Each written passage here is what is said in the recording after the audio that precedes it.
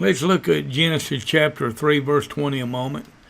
After Adam and Eve had sinned, then Adam decided to name his wife. And Adam called his wife's name Eve, because she was the mother of all living. Genesis chapter 4, verse 1.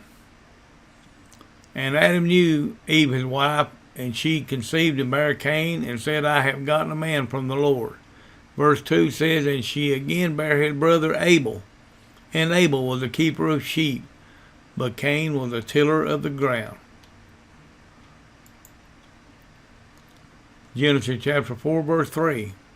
And in the process of time, in other words, God had told them plainly what they must do. It came to pass that Cain brought of the fruit of the ground an offering unto the Lord. In other words, the things that he had worked for by the sweat of his brow, whether he had brought a bundle of grain or whether he put a bouquet of swords together of various flowers and vegetables, we don't know. But we do know it was definitely a sacrifice of things that he had raised from tilling the ground. Look at Genesis 4, chapter 4, verse 4. And Abel he also brought of the firstlings, or the best, of his flock, and of the fat thereof. And the Lord had respect unto Abel and to his offering. Now, do you see those two different sacrifices? Cain's sacrifice is one that cannot shed blood. It is something that grew from the ground. Abel, on the other hand, brings the best of his flocks, a blood sacrifice. Now let's read verse 5.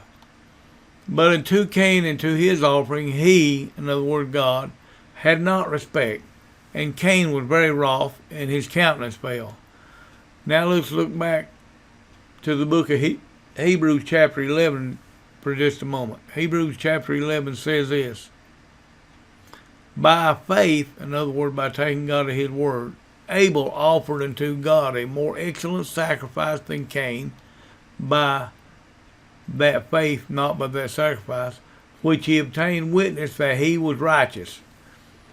Now, that word righteous, too many people shrink from it and think, I've got to be holier than thou and walk around like I have a halo on my head.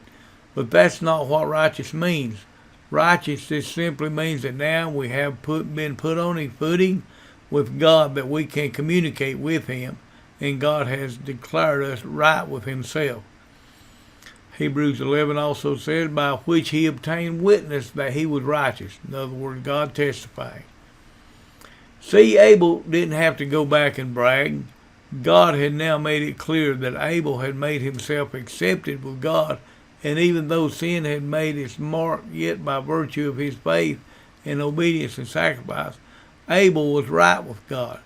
Now, what about Cain? Let's come back to Genesis chapter 4, and I'm always amazed at how many people who have been in church all their life have never caught why Abel's sacrifice was accepted and Cain's was not. Look at Genesis chapter 4, verse 5. But unto Cain and to his offering he had not respect, and Cain was very wroth, and his countenance fell. See, it's just like that in the human race today.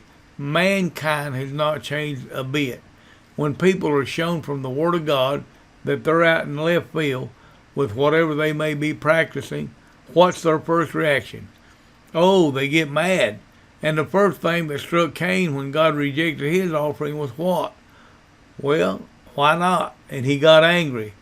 But you see, God is so gracious and so kind. God doesn't just go ahead and zap Cain, but rather he pleads with him.